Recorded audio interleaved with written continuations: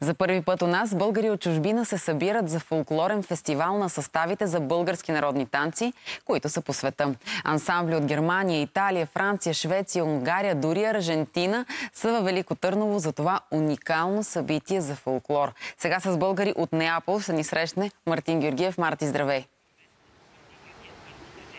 Здравей! Всъщност българите са от Милано, от Италия. Радост Недялкова е председател на Асоциацията на българските фолклорни състави в чужбина.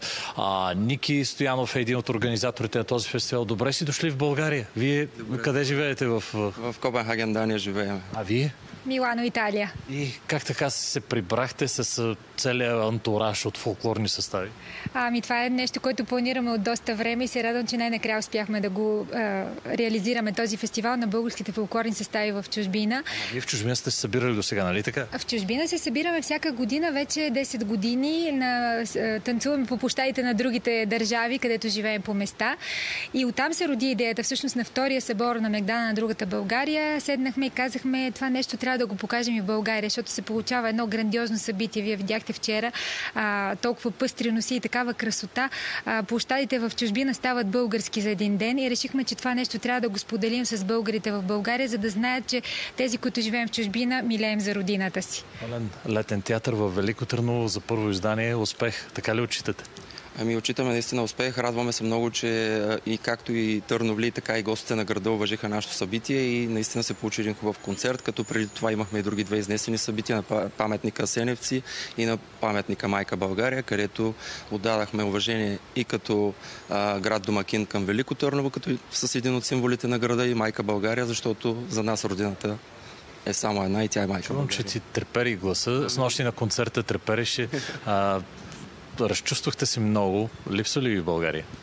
Разбира се, България е винаги с нас навсякъде и това, че ние правим фолклор в чужбина, само по себе си показва какво значи България за нас, защото децата ни израстват в чуждоезрична среда, чуват друга музика и фолклора сякаш е нещо, до което ги дърпа към родината. Няма къде да чуят 7-8, няма къде да чуят нашите ритми и размери, ако не са тези групи в чужбина, които да им занесат тази малка частичка от България. Близо ли сте до прибиране в България? Така като се прибрахте, потанцувахте или пак се връщате вие в Швеция? Връщаме се и в Дания, и в Швеция, но ние винаги сме близко до България, и, както каза Ради, и чрез фолклора, и чрез нашата обич към родината. А дали ще се върнем скоро? Да, със сигурност за фестивалите, които ще организира за напред Асоциацията на българските фолклорни състави в чужбина, а пък за другото ще видим. Тези прекрасни момчета от Неапол, аз ги представих, но всъщност от Милано. Милано. Какво ще ни изпее? По-добре да питаме ръководителката на хора, тя да ни каже. Здравейте, вие кажете ми какво ще ни изпълните и с нощи как се почувствахте на българска сцена?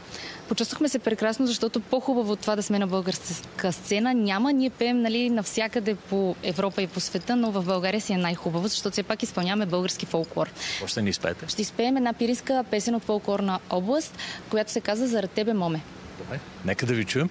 Ние ви анонсирам, че тази сцена е като част от фестивалния живот на Велико Търново през последната една седмица. Тази вечер е закриването на големият международен фолклорен фестивал.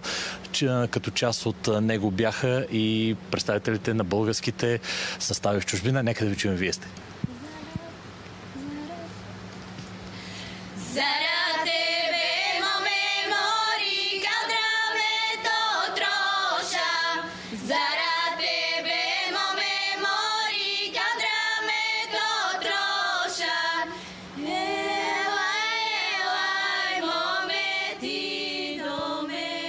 Да, благодарим на Мартин Георгиев, че ни срещна с другата България и дано тези хора да имат повече време и повод да се връщат обратно у нас. А с вас